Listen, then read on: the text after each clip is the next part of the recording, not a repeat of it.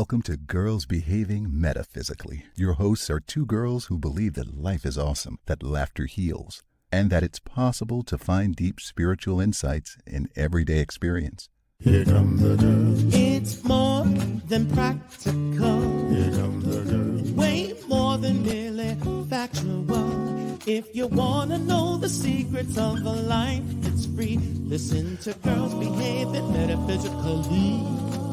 Listen to Girls Behaving Metaphysically.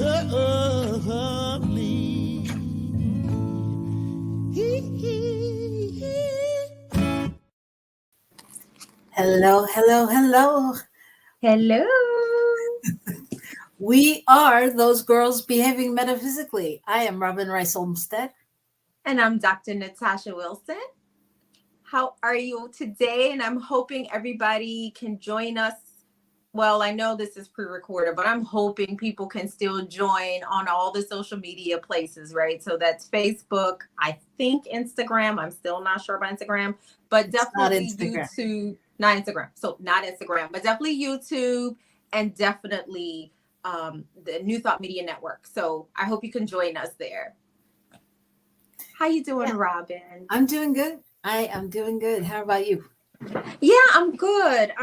It's the beginning of the week here. So unlike when we normally see each other, which is like midweek. So yeah, but I'm good. Good. Yeah, for those of you who don't know, I am in California in the United States, and Natasha is on the other side of the world in Queensland, Australia. So we are two girls behaving metaphysically in two different parts of the world. So that's what we do. Yeah. So we're so happy to be with you, and glad you can join us. And as Natasha said, many places you can join us. Wherever you go, please like us. And that's right. Let us know that you've been there, because we'd love to hear what you're thinking or what you'd like to see on the show. And for those of you who don't know, we generally start this show by pulling a card, because what else do metaphysical girls do? You know, we've got to check in with our angel cards, our tarot cards, our power of now cards, our whatever we have that makes us, that feels like inspiration. Yes, and today we are pulling an oracle card. Well, it's the same. Wait a minute. What? Wait a minute. I couldn't take it. I couldn't stand it. All of my cards are in New Mexico at my new house, and I'm in California. But I found some. I found cards, and I bought another deck of cards, so I'm pulling. Okay, so do you want to pull the card today? Yeah, then? I do. Okay, you pull the card. Okay, so we can pick from the Sacred Travel Oracle cards. Which are these? How do you do it? It's blurred. I know. How come yours wasn't? Because I don't have the background fuzzy thing, you know. That's right. So if I put them right here, though, they should show up. Oh, well. They're still fuzzy. Anyway, fuzzy as they are, they're very pretty. Or you could pick the Dr. Wayne Dyer Inner Peace cards. What's your pleasure, Missy? Well, I don't know. I was about to say, I don't really have anywhere to travel, although my new Australian passport came last week. So pick the travel card. So for those of you who don't know, Natasha is from New Orleans. And New Orleans.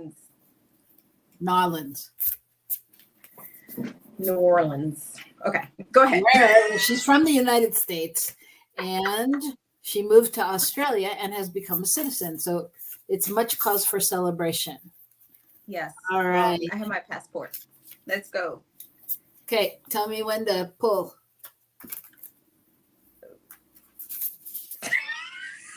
Okay.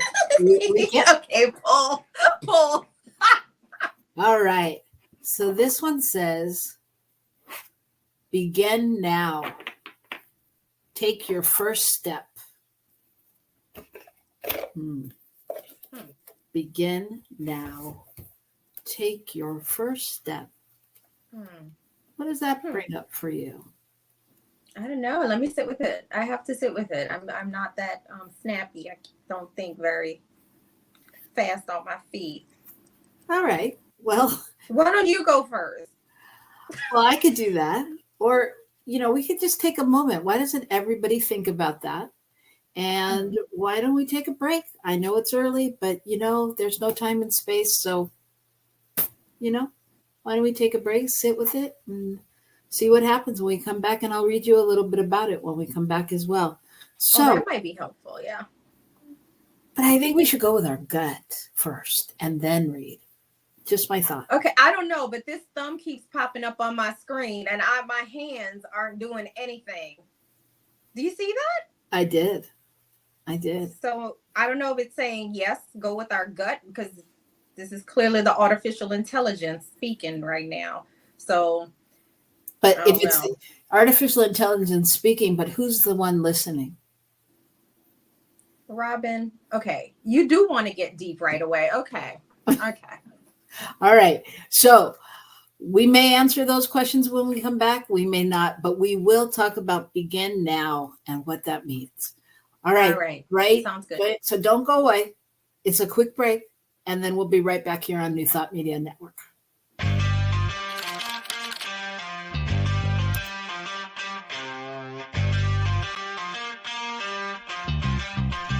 New Thought Media Network. We are a global broadcast network of positive music, media, and entertainment, inspiring humanity's evolution along the journey of enlightenment and creating a world of love, peace, empowerment, and prosperity for all. New Thought Media Network. Positively inspiring.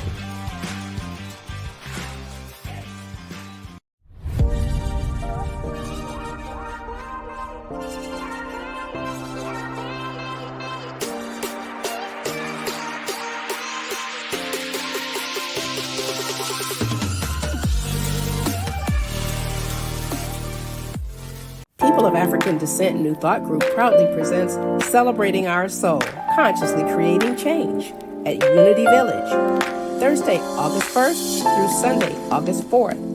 Some of our greatest keynote speakers, some of our finest musicians and vocalists, some of our amazing and experienced panelists, and some of our fabulous masterclass presenters will be there for you at Celebrating Our Soul, Consciously Creating Change at Unity Village this summer. Regular registration ends June 30th, so don't delay. Register today at padntg.com. Sponsorship opportunities are available at padntg.com. Volunteer opportunities are available at padntg.com. Go there now, padntg.com. See you there.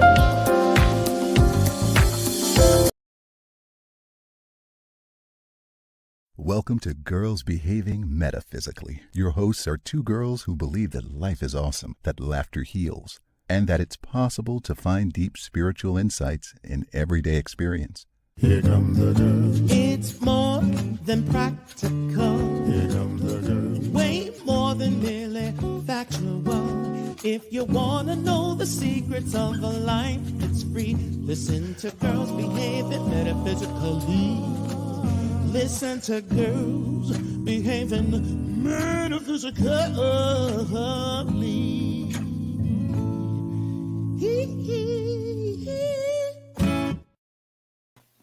And we are back. I am Robyn Rice Olmsted. And I'm Dr. Natasha Wilson. I realized like my last name isn't on. I should probably put my last name down there, but whatever. It's very trendy to have one name. It's a bold choice. I didn't choose Natasha. It was chosen for me. Okay, that's a whole nother thing about choice. So let's stick with what we left off with. So begin now. Did you have any insights? I did actually. So I couldn't I had to really drop into my heart. And what emerged for me when I did was begin again now. Take your first step. Because for me, for much of my life on this very interesting place called planet Earth, I've struggled with what we probably call depression, but the way that it manifests itself for me is literally it's through weight. And since my nephew passed away, or took his life in November, I've really been struggling to constantly remember the truth of my being, remember the truth of his being, remember who I am, remember the power of what I am. And so this weekend, I really struggled this weekend. And then I don't know, I woke up this morning and I just said, I'm just going to begin again. I'm just going to begin again. And so for me, that means beginning again with being mindful of what I eat, being mindful of how much I eat, being mindful of my physical movements, being mindful of when I need to take a break, being mindful when I need to stand and stretch. So it seems like these really small things, but for me, they really add up to helping me remember the truth of my being. And so I just needed to begin again. And I literally began again today on Monday. I just decided it's Monday here. I just decided I'm going to begin again today. And so that's what I did. Yeah. Well, I feel similar. I mean, I hear you with the begin again. And, on some level, I feel like we're always beginning again. And so for me, just begin now really is, it's for me, begin now takes all of the, whatever comes with the again, and maybe nothing does. I'm not saying for you, but I'm just saying, if I think I'm beginning again, it probably means at some point haven't done it the way I wanted it to be, or I failed, or it could have been different. And so for me, taking out the again, just going begin now, it's really just taking a bold step forward. And I mean, because I was thinking about it, take the first step. And I was like, you only take the first step once on some level. And then I'm like, is that the truth? We take the first step towards our goals all the time, So yeah, for that reason, it's interesting. The now to me just makes it in this moment, the only moment that there is. Yeah. Begin now, and let go of all the rest of the stuff. Yeah. There's also something about the begin now, and that there really is only now, that still makes every step when I remember, it does sort of make it a first step, because it's a sort of new iteration of myself. Even though I'm saying I'm beginning again, usually when I come back to remembering who I am, when I sort of come through bits of the grief, bits of what we call depression, and I'm being very mindful what we call depression, when I come through it and I remember who I am, I'm coming through it with some different or some new jewel or thing that I've sort of learned or remembered in a soul way. And so in some ways it really is a first step, because it's a sort of new iteration of who I am right now. So so when I hear the card, I feel like the card is for me, it's affirmation of what I decided this very morning. I was I'm beginning again, a first step in this iteration of this being called Natasha. Right. And I would also add to that, what comes up for me when you say that is that on some level, I think I'm going to say what you said, but in a different way. On some level, it is the first step. That's right. That's what I mean. We've never been who we are. We are. That's right. Yeah. So we're Absolutely. taking new things into it. Yeah. So that's pretty cool insight. I mean, because I don't think, I mean, I'm always about, there's only now and da da da da da, but I haven't really broken it down like that,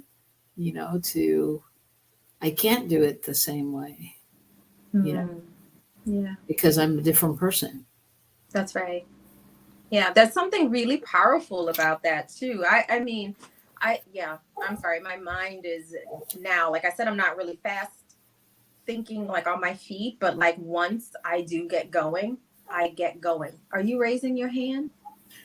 No, I'm just holding my glasses right here. Oh, sorry. That totally distracted me. Okay, there's my ADS like squirrel. Sorry. No, I don't remember the hell I'm saying. Sorry. No, I was just going to read to you from the book. These are the first time I've ever worn reading glasses. I was like, oh. Let's see. I've never seen you with glasses on. Because it's the first time I've ever, I mean, literally, I don't mean on the show. I mean, I used to buy all these reading glasses because everybody had reading glasses. And so I was like, oh, let me get cute ones. Because everybody's like, oh, you're going to need them. And so now apparently I need them for this book. But so I have all these pairs of reading glasses in different colors and things. I'm totally prepared. So, all right. I'm gonna read you. So yeah, the first part basically says a lot of what we've said, that a new cycle is beginning, and wipe the slate clean and get going. Release familiar routines, stagnant situations, or challenging relationships that no longer support you or empower you. You are at the end of an old cycle and beginning a new and exciting one. Set your sails for new horizons. But then it tells us, here's what the sacred traveler wants you to know. There are times when the traveler needs to separate from family, friends, and acquaintances to enter new places within himself or herself. Sometimes the traveler must go beyond what is familiar in order to be open to transformation and change. Thus, the journey brings a heightened sense of awareness and ignites mindfulness. Sometimes it can feel difficult to take that first step, but unless you do, you'll never know the joy and fulfillment that awaits you. Do it now. In the words of Lao Tzu, a journey of 1,000 miles must begin with a single step. Beautiful. Yeah. Beautiful. And it's interesting. I mean, I think that's true. Sometimes, we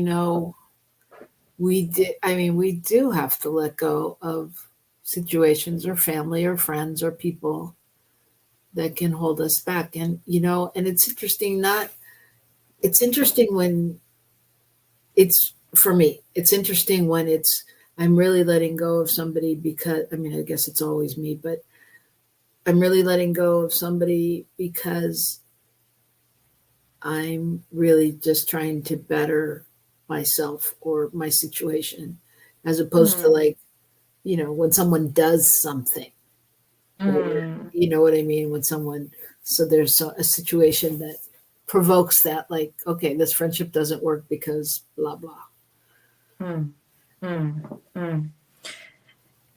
Yeah, I'm sitting here like I couldn't help but think about, there comes a time where you have to leave family and sometimes you land on the other side of the world, quite literally, right? Because like there's sacred travel, and there's the representation of that in the physical realm. And I feel like I've always been a traveler.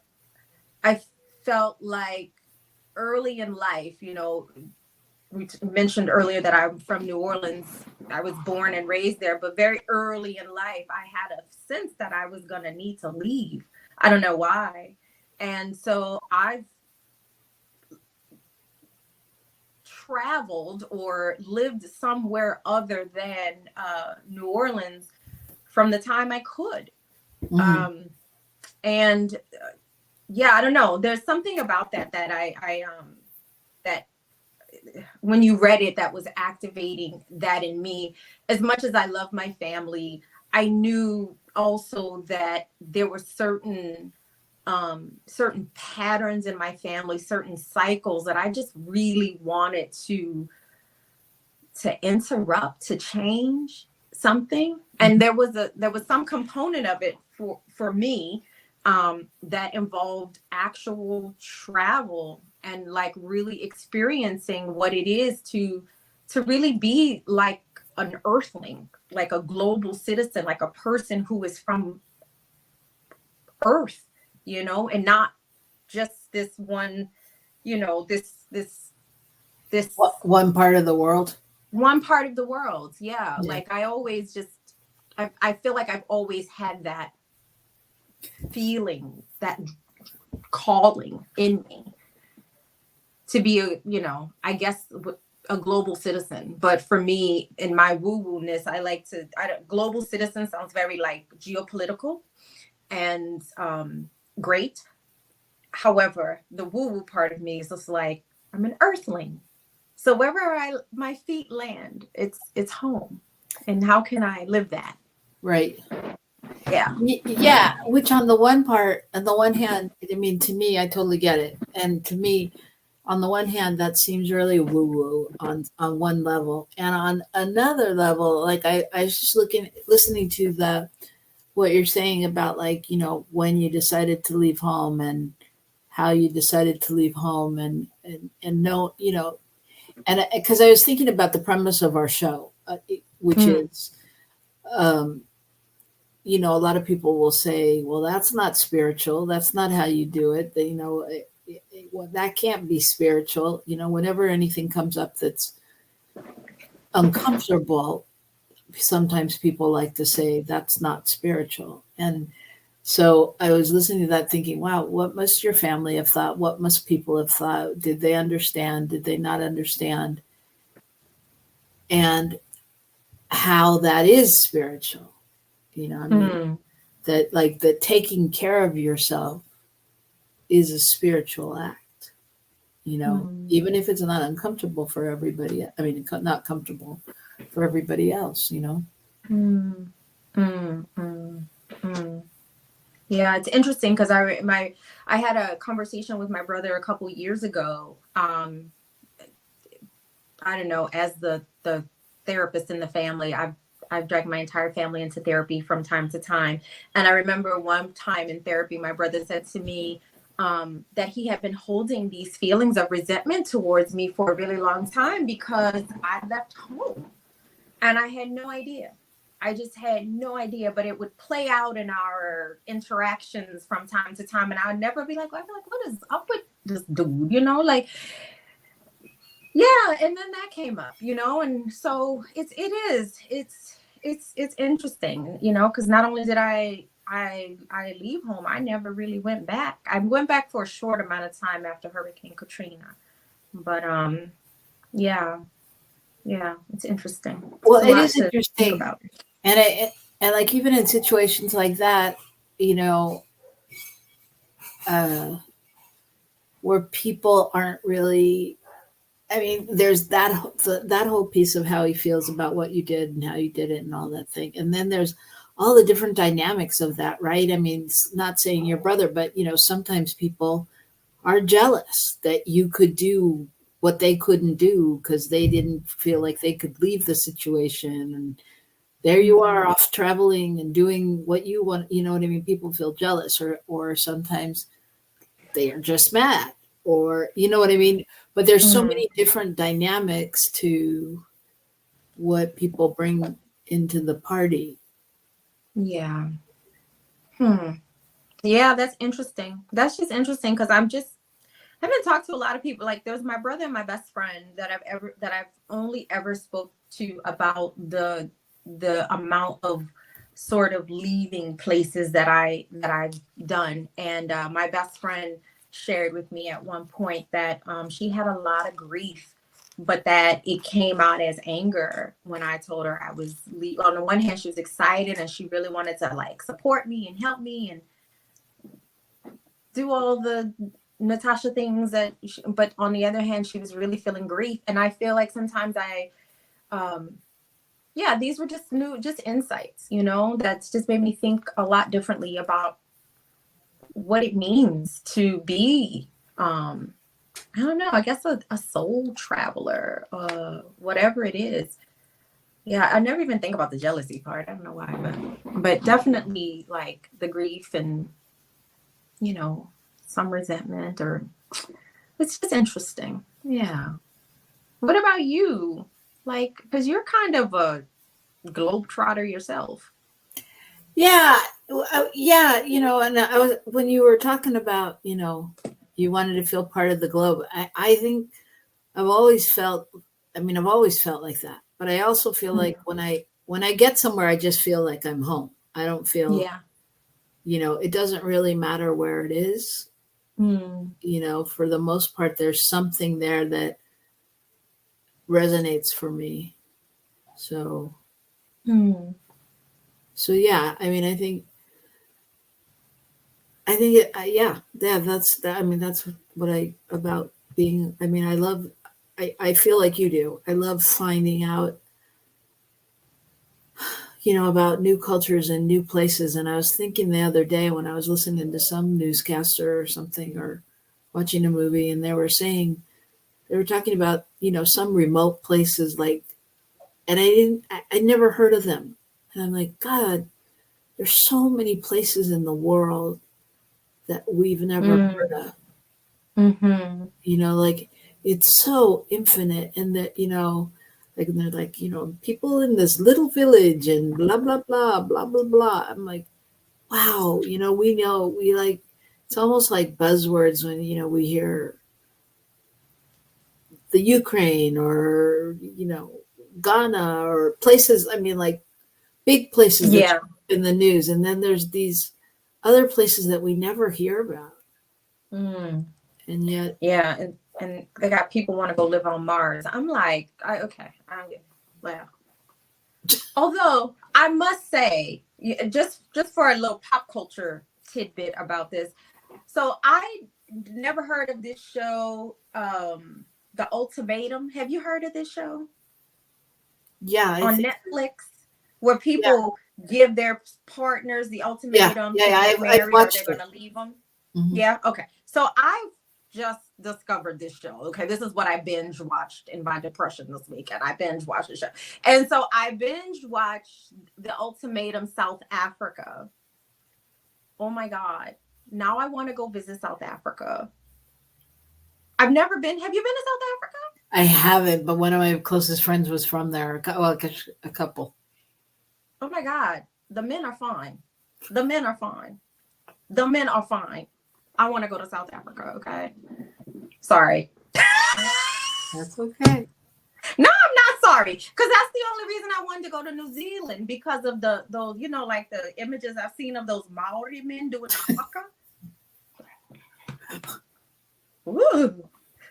Woo. All righty.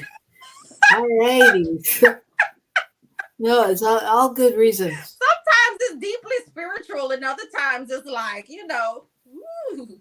Other times it's deeply spiritual. There's no way to explain that.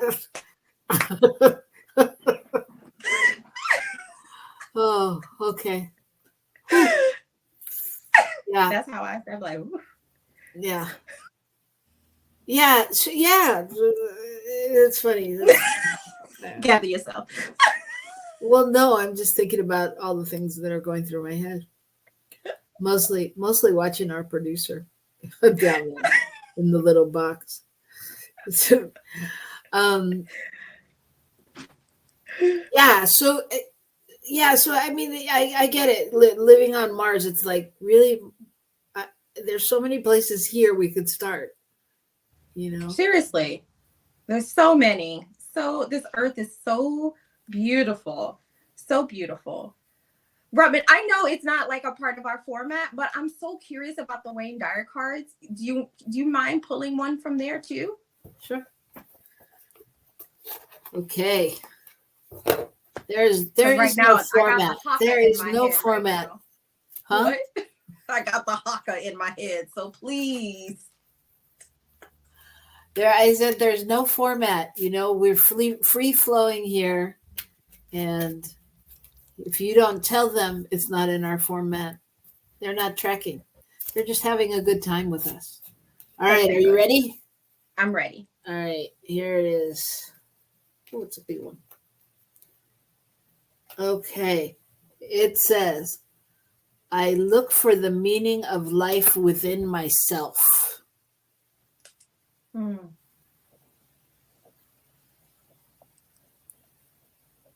Hmm.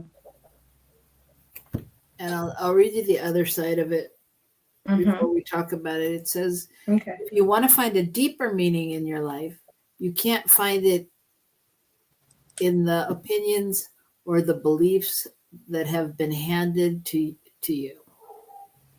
You have to go to that place within yourself. Yep. Hmm.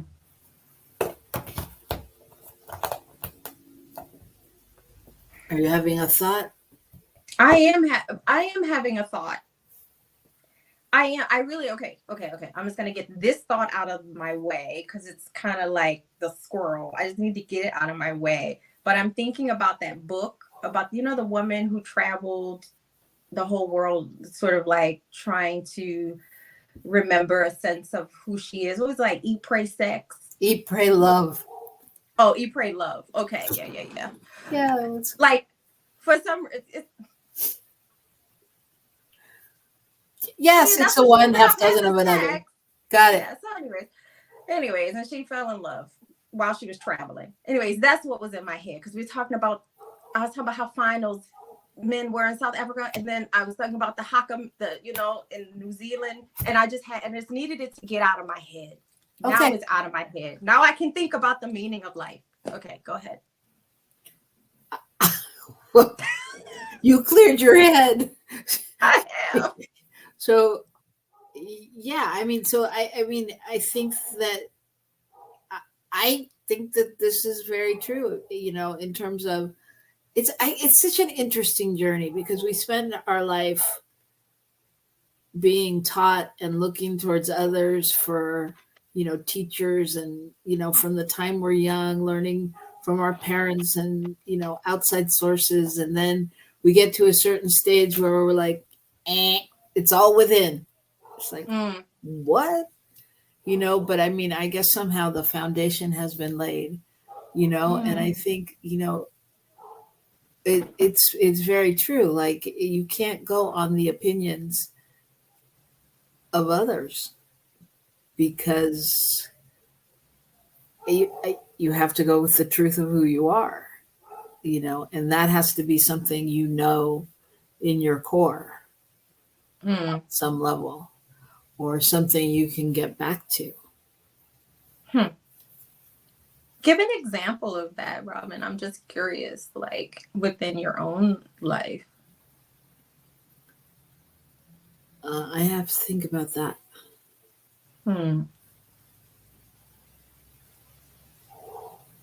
But you can talk while I'm thinking. No, I was giving you some space. I thought maybe you were going to say something, but one of the things that came up for me. So, I see there's my therapist in her office. She has this little saying, but she doesn't have underneath who says it. But I feel like it's a Buddhist saying, but don't quote me if that's not the case.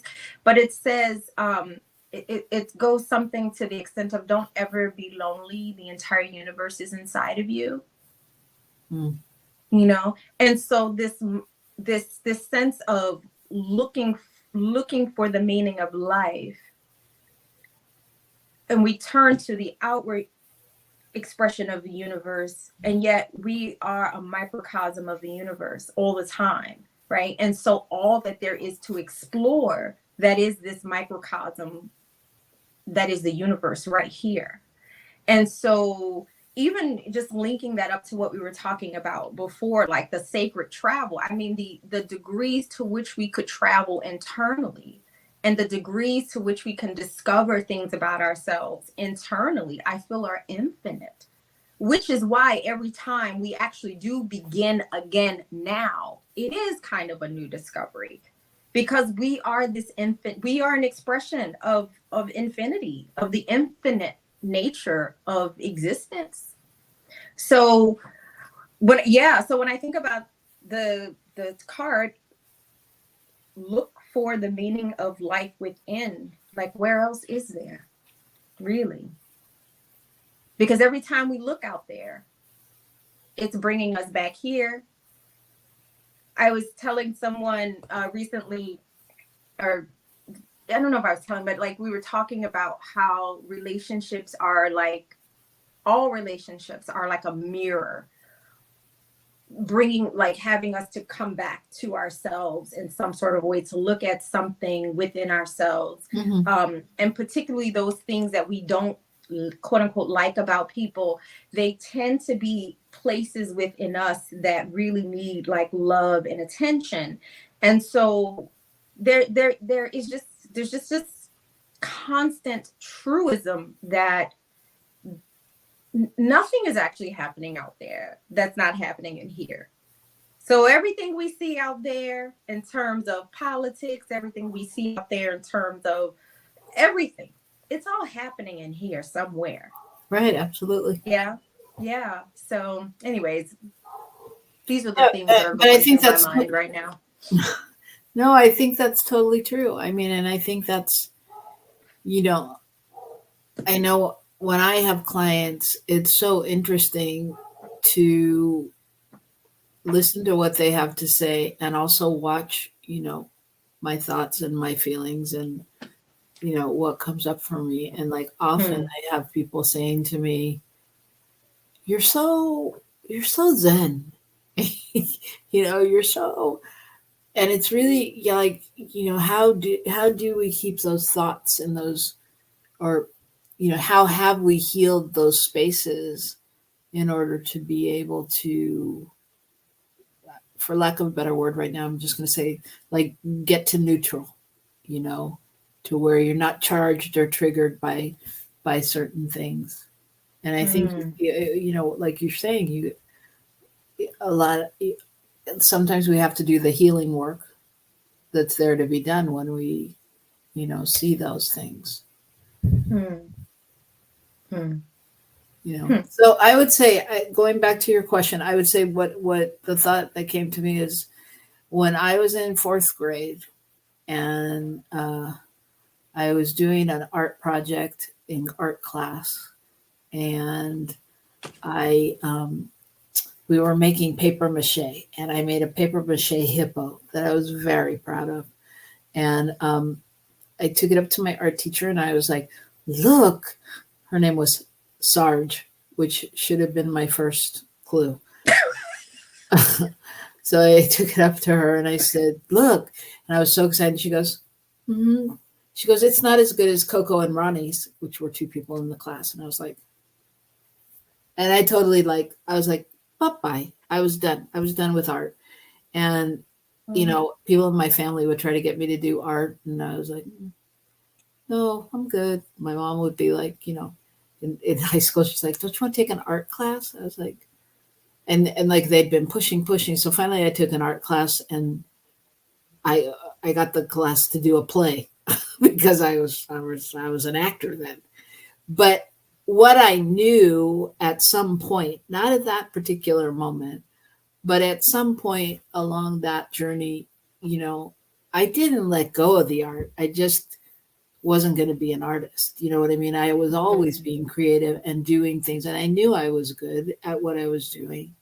And, and I channeled it into acting, and I channeled it into other creative places. Would I have been an artist? I don't know. But, in my mind, I was an artist, and today I know I am an artist, and I'm able to say that and know that. And sometimes it takes, I have had in the past up until now, a reaction to art, but I'm fully aware, like I watch it, you know what I mean? It's not like it controls me.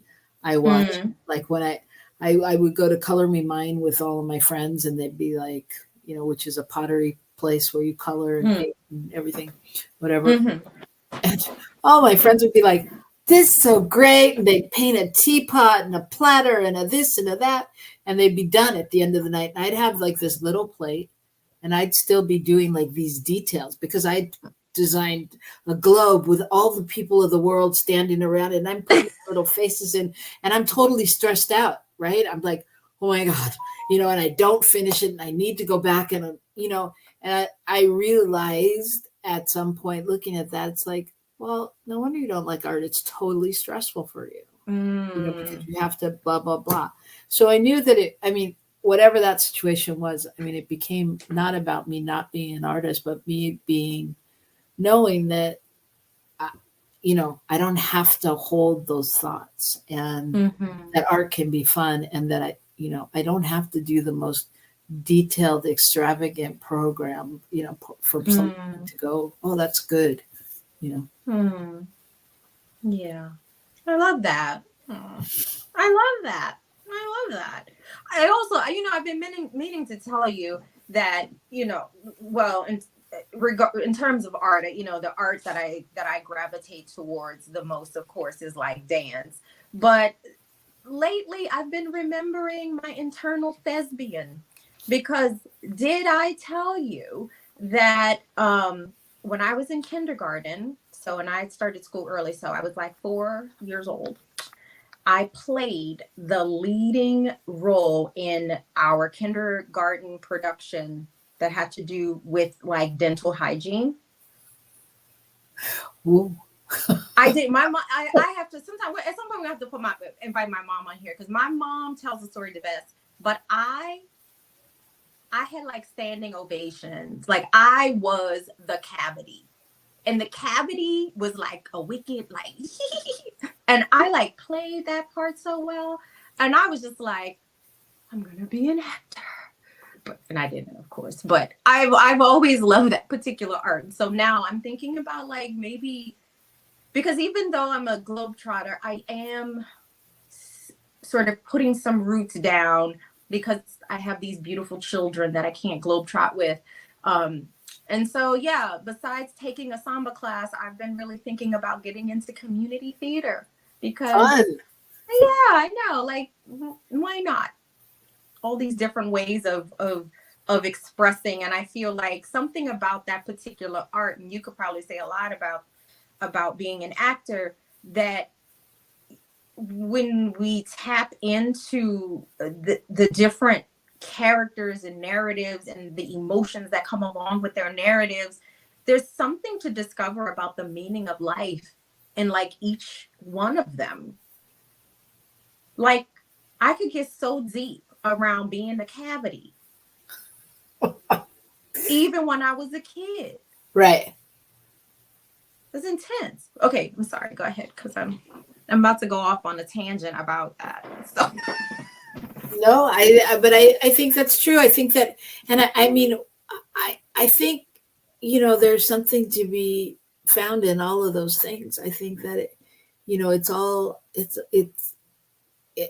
I think every time we dive into something, we discover a different piece of ourselves. Yeah. I'm telling you, playing that part in kindergarten really was one of the first times I started thinking about this concept called balance. Like seriously, because it was like, it wasn't about like never having candy or sugar. It was about having too much candy or sugar, right? Like, and brushing. Yeah. I discovered the meaning of life in my kindergarten play. Balance. Damn. Yeah, that's good. If only every child could play the cavity, a better world we would have. We would have. Could you imagine? Oh my God. I'm telling you, you have to think about, my mom still talks about me playing the cavity. She was like, me and your dad were like, who is that? Well, that's a whole nother thing. I mean, I remember the times when my mom or my parents came to a show, like the first few shows they saw me in or at different stages. And they were like, I remember one in high school, like one of the first ones there. And they were like, oh my God. And I think I had 2 lines or something. I don't know. They're like, you stole the show. I was like, what are you talking about? I was like, because of course, at that stage, you're going, no, they were the lead and they did this and they did that. I just had 2 lines. They're like, oh no, you were so focused and you had your hat on backwards. And you did this and you did that. Like all these little things that I had no idea I was doing, but I was like, okay. She goes, people couldn't stop looking at you. Like, okay. But it's like, you really do, like, just, there's just something about it all that you discover. And it's like, it makes me think of, I teach a writing class called Your Story Matters. And I take them through all these different things and they write a piece. And at the end of the class, they perform it. And generally there's nobody in there that's a performer. They're just people that thought they'd take a little writing class and see what happened. But to see people tell their story, whatever it is, I mean, from something totally moving to even like stories about how somebody who ran a marathon in Hawaii and how they had to ice their body afterwards, or, just somebody who got their tree got cut down in the front of their yard and they were so sad about it. But just the words and the emotions that people have about, I mean, it's not even about the thing. It's more that they share with the world. And then to speak that, it's a whole different experience. I love that. Yeah. I love that. Yeah. Right. So it sort of goes back to, what was our first card? Begin. Well, I said begin again now, but it's begin now. Yeah, begin now. I mean, it kind of goes back to that because I think in each of those situations, it's a new beginning. It was a new beginning for you to be the cavity, and it was a new beginning for your parents to see you. But even that, when I said I was talking about begin again now, and how for me that usually is manifested in like being mindful about how I eat and what I eat and how much I eat and blah, blah, blah, blah, blah, blah, blah. But that being the cavity was my first time that I can remember consciously in life becoming aware of this thing called balance, which is what I was talking about earlier. Like, so when I become aware of what I eat and how much, it's about balance. And so in some ways it is all connected. It's all connected. It all comes full circle. And yet it's still somehow the first step. Yeah. Yeah. Well, and I think that's the same for me. I think my 4th grade teacher, Sarge, that was my first experience with a teacher like telling me it's not as good as so-and-so's and so-and-so's, because it's like, what do you mean? And even being aware that they were judging, that there was a competition. I don't know that I was trying to be as good as Coco and Ronnie's. I just knew mine was damn good. Yeah. Yeah. And it's so, that just goes to like the power of our words, right? I'm sure like if she was around today, that she would probably have had some realization around her words and who she was. Because I think she really lived into her name, Sarge. I think she was, in the military at some point, right? And I think she really felt like she had to be that tough, whatever. And all that said, she was this blonde woman with that kind of, I don't know what it was, 60s or whatever hair, with like the big hair with the flip kind of, look. She was very big. She was bigger than life kind of thing. And she was an attractive woman, but she was big. She's scary, in her bigness. But anyway, enough about Sarge. Yeah. Yeah. So, I think if that were happening now, she probably really wouldn't be. Because like my kids, like everything is so different in some ways generationally too. Like you should hear the school bell that my children have. Like, you remember how, I don't know about you, you had a school bell that like rang and was like, like God bless those of us who had like sensitivities. I can't even think of the word I'm looking for right now. But like their bell is soft, playful music. That's it. Actually, the music, speaking of South African, it sounds like South African music, but to this really light melody. That's their bell. And everybody's so soft and gentle at the school. It's just so interesting to think about a teacher named Sarge versus like what my daughters have now. Right. Yeah, it's definitely a different awareness. It's definitely a different time we're living in, and that's great, And I think it speaks to the power of change, Yeah. So Yeah. I think begin now, and take your first step. Take your first step and look within. The meaning of your life is within you. Look within, and then take your first step, or take your first step and look within. Do it in any order you want. Just do it. It works in any order. Yep. Right. All right. Well, it's been a lively conversation. There's a lot there, a lot to still think about. But the important thing is that whatever you're doing, do it full out, play full out. Yes. And we'll see you next week. Yes. And if anybody out there want to go on a girls' trip to New Zealand or South Africa, reach out to you, girl. Peace and blessings. All right. See y'all next week, everybody. Bye. Bye.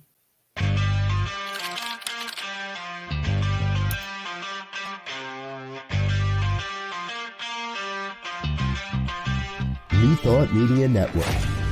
We are a global broadcast network of positive music, media, and entertainment. Inspiring humanity's evolution along the journey of enlightenment and creating a world of love, peace, empowerment, and prosperity for all. New Thought Media Network. Positively inspiring.